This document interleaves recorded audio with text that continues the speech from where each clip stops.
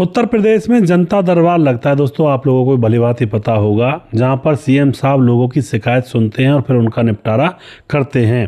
तो उत्तर प्रदेश के जनता दरबार में एक व्यक्ति लिफाफा लेकर, उस लिफाफे के अंदर उसकी पुलिस की वर्दी थी, उस लिफाफे को लेकर लाइन में लगा हुआ था। जब उसका नंबर आता है तो वह लिफाफा देता है आगे सीएम साहब को, और वहाँ पर जब वह देखते हैं वर्दी है जिसको लोग पहनने के लिए तरसते हैं और तुम ये क्या कर रहे हो, तो दोस्तों वह कहता है कि मैं अब नौकरी नहीं कर पाऊंगा।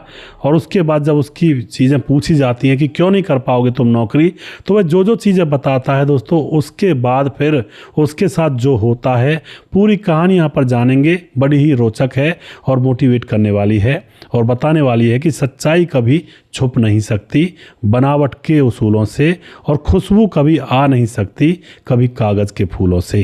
पूरी वीडियो ज़रूर देखिएगा। नमस्कार, मैं हूं सुदेश कुमार और तिरछी बात चैनल में आपका स्वागत है। यह घटना उत्तर प्रदेश के हाथरस के अंदर घटित होती है दोस्तों। आज से काफ़ी साल पहले एक रवि नाम का लड़का जो 8वीं में पढ़ा करता है, उसके पिता हैं, माता की मौत हो चुकी है, बाप बेटे रहते हैं, और पिता जो होता है अपने बेटे की अच्छी तरह से परवरिश कर रहा होता है। बेटा भी बड़ा विवेकशील और ज्ञानशील था और अच्छी तरह से पढ़ाई लिखाई किया करता था। अब रवि एक दिन अपने पिता से कहता है कि बाबा मैं बाज़ार जाऊंगा अपने दोस्तों के साथ। तो उसके बाद वह बाबा कह देता ठीक है बेटा, कहीं खो मत जाना। तो अपने दोस्तों के साथ रवि बाज़ार जाता है। वहाँ पर यह पुलिस को देखता है। पुलिस को जब देखता है तो इसके मन में एक अलग ही अब विचारधारा पनपने लगती है। मन ही मन सोचने लगता है कि अब मैं पुलिस ही बनूंगा, इनसे सब लोग डरते हैं और मैं अच्छी तरह से ईमानदारी से काम करूंगा। घर आकर अपने पिता को बोलता है कि मुझे बाबा पुलिस बनना है। अब बाबा इस बात को सुनकर हंसते हैं, उसके गले लगा लेते हैं कि बेटा बहुत बढ़िया बात है, लेकिन पुलिस बनने के लिए बहुत पढ़ाई करनी पड़ती है, क्या तू वो पढ़ पाएगा? बेटा कहता है हाँ बाबा, मैं रात दिन पढ़ाई करूँगा और पुलिस ज़रूर बनूंगा। तो उसके बाद ये बेटा अब रात दिन पढ़ाई करने में जुटा रहता है। धीरे धीरे समय गुजरता है और सच में ही रवि कुमार अच्छी पढ़ाई करता है और पढ़ाई करने के बाद एग्ज़ाम वगैरह देता है और सुबह सुबह उठ करके रेस वगैरह भी करता है, जिससे कि इसका शरीर फिट रह सके। और एक दिन वो दिन आ ही जाता है जब इसका मेडिकल वगैरह होता है और इसका नंबर आ जाता है पुलिस में और यह लग जाता है। अब तो दोस्तों पुलिस के अंदर ये सिपाही लगा था। अभी पिता बोलता है बेटा कोई दिक्कत नहीं है, सिपाही भी तो पुलिस ही है, और धीरे धीरे और पढ़ाई करना और बड़ा अफसर बन जाना। अब तो ये अपनी ड्यूटी पर चढ़ जाता है दोस्तों। और ईमानदार ये बिल्कुल था, क्योंकि इसके पिता ने ये बात कही थी कि बेटा पुलिस में तो तू लग रहा है, लेकिन ईमानदारी से रहना, क्योंकि पुलिस के अंदर लगने के बाद बहुत सारी ऐसी चीज़ें लूप होल मिल जाते हैं जहाँ से फ्री में पैसा आता है, तुम वो चीज़ मत करना। अब तो ये अपने पिता की बात को गांठ बांध चुका था और अपनी ड्यूटी कर रहा होता है, और इसकी ड्यूटी हाथरस में ही आ जाती है। तो वहाँ पर जैसे ही यह सिपाही बना हुआ था और हाथरस में पोस्टिंग हो चुकी थी, एक दिन की बात होती है, जो दरोगा साहब होते हैं वो इसको एक पर्ची में नाम लिख करके देते हैं कि यह नाम रेहड़ी वालों के हैं जो बाज़ार में रेहड़ी लगाते हैं, जाओ इनसे पैसे लेकर आओ, वरना तो इनकी रेहड़ी वहाँ से हटा देना। अब तो ये पहले जब उस पर्ची को पकड़ता है तो इसका माथा ठिनक जाता है कि यार ये कैसा काम है, लेकिन दरोगा का ऑर्डर था तो उसको जाना पड़ा है। तो वह सीधा बाज़ार में जाता है और जा कर के उन रेहड़ी वालों से जिनके नाम लिख कर दिए थे उनसे पैसे लेने लगता है। पैसे ले लेता है, काफ़ी 10-15 रेहड़ी वालियों से पैसे ले लिए थे इसने। लेकिन ये देख रहा था कि जिस से इसने पैसे लिए हैं या जो पैसे दे रहा है उनके माथे चढ़ रहे हैं। अब तो उनकी तरफ देख करके सोचता है कि ये खुश नहीं है और इनके साथ ये गलत हो रहा है, गरीब आदमी है और जो हमें पैसे क्यों दे रहे हैं। अब तो ये बात इसको गलत लगती है। तो उसके बाद इसका ज़मीर इसे कोसता है और उन सारे पैसों को उन रेहड़ी वालों को वापस दे देता है और वापस आ जाता है थाने में।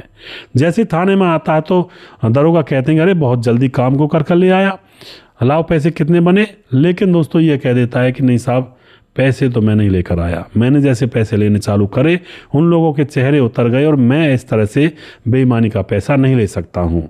अब यह बात सुन करके जो दरोगा साहब होते हैं भड़क जाते हैं और फिर इसको गाली गलौज करने लगते हैं और इसके ऊपर थप्पड़ भी चलाया जाता है। लेकिन दोस्तों जैसे लड़ाई हो रही थी तो ये कहता है दरोगा साहब से कि मैं आपकी शिकायत ऊपर तक कर दूंगा, आप रिश्वत लेते हो। लेकिन दोस्तों दरोगा कहता है कि आपको जो कुछ कहना है तो वहाँ पर कर ले। और यह वीडियो बना रहा था उस सारी घटना को वीडियो में कैप्चर कैप्चर कर लेता है और दरोगा साहब इसको सस्पेंड कर देते हैं। अब उसके बाद दोस्तों ये अपनी वर्दी पॉलीथीन में रखता है और अपने घर पहुंच जाता है और घर जाकर अपने बाबा को बताता है कि मेरे साथ ऐसा हो गया। बाबा इससे कहता है बेटा नौकरी भले चली गई, लेकिन ये सबसे बड़ी बात है मेरे लिए तो जो तूने रिश्वत नहीं ली, अब मेरा तू खरा सोना है, तू मेरे जो कहते हैं ना खरा उतरा है मेरी बातों पर। अब तो उसके बाद दोनों बाप बेटे बैठे रहते हैं। बेटा एक काम कर, जनता दरबार लगता है वहाँ पर जा और वहाँ पर अपनी परेशानी सुना। अब तो यह जो बेटा होता है रवि अपनी वर्दी को एक पॉलीथीन में पैक कर लेता है, यानी कि एक डब्बे से में, और जाकर पहुंच जाता है जनता दरबार जहां पर लगा हुआ था, और वहां जाकर लाइन में लग जाता है। और भी बहुत सारे लोग थे, और जैसे इसका नंबर आता है तो अपनी जो वर्दी है उसको पकड़ा देता है और कहता है कि मुझे इस पुलिस डिपार्टमेंट में काम करना ही नहीं है, ये लीजिए वर्दी, क्योंकि यहाँ पर ईमानदारी का काम नहीं दिखा मुझे। अब तो यह देख करके वे लोग कहते हैं कि अरे दुनिया वाले तो वर्दी पहनने के लिए उतावले रहते हैं और तुम वर्दी को इस तरह से दे रहे हो, फेंक रहे हो। लेकिन दोस्तों यहाँ पर वह सारी बात बताता है कि मैंने जब पुलिस ज्वाइन की तो उसके बाद मैंने सोचा, मेरे बाबा ने भी कहा कि ईमानदारी से रहना, लेकिन जो दरोगा साहब थे मेरे ऊपर, उन्होंने मुझसे ज़बरदस्ती रेडी वालों से पैसे मांगने के लिए बोला। मैंने पैसे इकट्ठे भी किए, लेकिन मैंने जब उनके चेहरों को देखा तो मुझे बहुत गलत लगा और मैंने वो पैसे वापस लौटा दिए। और वापस जब मैं थाने आया तो दरोगा ने मेरे साथ झगड़ा किया, मुझे सस्पेंड कर दिया और मुझसे ये कहा कि जा जहाँ तुझे कहना वहाँ कह देना, मेरा तुझ पर कुछ नहीं उखड़ेगा। और इस सारी चीज़ों की मेरे पास वीडियो है, वो वीडियो जनता दरबार में दिखाई जाती है। वीडियो देख करके इसको शाबाशी मिलती है और फिर चुपचाप अफसरों से इशारा किया जाता है। तो इशारा ये होता है कि उस दरोगा को तो बर्खास्त कर दिया जाता है, सस्पेंड कर दिया जाता है, और इस लड़के के का जो होता है वो प्रमोशन कर दिया जाता है और इसको शाबाशी दी जाती है कि तेरे जैसे नौजवान पुलिस फोर्स में भी हो जाएं तो बहुत अच्छा रहेगा। और खूब शाबाशी देकर इसको दोबारा से पुलिस पोस्ट पर भर्ती मतलब चढ़ा दिया जाता है इसकी ड्यूटी पर, और इसकी प्रमोशन कर दी जाती है। तो इस तरह से दोस्तों सच्चाई थोड़ी बहुत देर के लिए छुप तो सकती है, लेकिन अंततः सच्चाई सच्चाई होती है, उसके बराबर कोई झूठ नहीं होता है। तो सच्चाई पर हमेशा चलें, कभी भी सच्चाई से मुंह ना मोड़ें। सच्चाई जिस इंसान के अंदर होती है वो हालांकि शुरुआत में वो दुख पा सकता है, उसको लग सकता है कि सच ना बोलता तो मज़े में रहता और सच बोला है तो लोग मेरे दुश्मन हो गए हैं, लेकिन अंततः सच्चाई की जीत होती ही होती है। सच को कोई झुठला नहीं सकता, सच को कोई दबा नहीं सकता, अगर सच अपने मजबूत पांव पर खड़ा है। तो दोस्तों सच्चाई पर रहें, किसी भी नौकरी में हैं, किसी भी पोस्ट पर हैं, अपने आप को ईमानदार रखेंगे तो अपनी आँखों से आँखें आईने में मिला सकोगे। अगर ईमानदार नहीं रहे अपने कर्म के प्रति तो आँखों को मिलाने में बहुत ज़्यादा शर्म लगती है। जब शीशे के सामने खड़े होते हैं तो अपना चेहरा देखकर बहुत शर्म लगती है। जो इंसान होगा उसको तो शर्म लगेगी, और जिसको बेईमानी का खाना है उसको शर्म बिल्कुल नहीं लगेगी। वो तो खुशी मनाएगा कि आज मैंने इतने पैसे कमा दिए, नौकरी से अलग आज मैंने इतनी चीज़ें कमा दी। तो ये बहुत गलत होता है।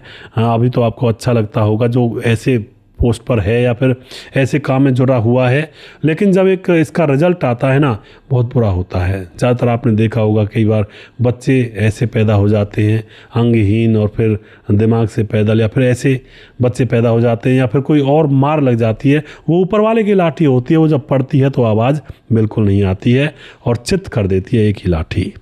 वीडियो के लास्ट में जो भाई हमारे वीडियोस को देखते हैं उनके नाम जरूर लूँगा।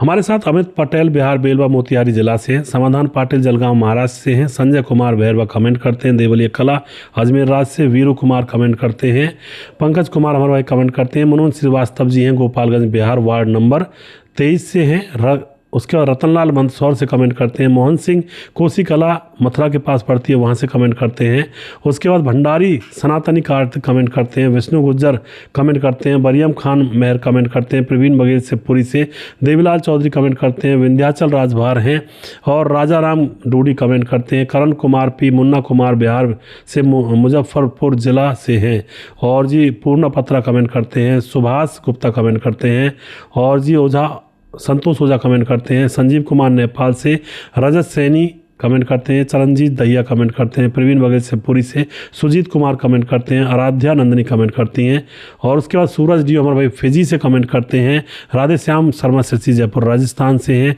राजकिशोर चौरसिया महाबलेश्वर महाराष्ट्र से हैं, और उसके बाद सुशील चौधरी हैं, और उसके बाद हमारे साथ दुर्योधन भाई जो कि लगातार कमेंट करते हैं, और उसके बाद हमारे साथ छगनदास खारडाबाद राजस्थान से हैं, और भी बहुत सारे भाई जो कि कमेंट करते हैं, जिनका नाम रह गया उनका नाम अगले वीडियो में ज़रूर लूँगा। अगला वीडियो बहुत जल्दी फिर से लेकर आऊँगा। तब तक आप खुश रहें, सावधान रहें।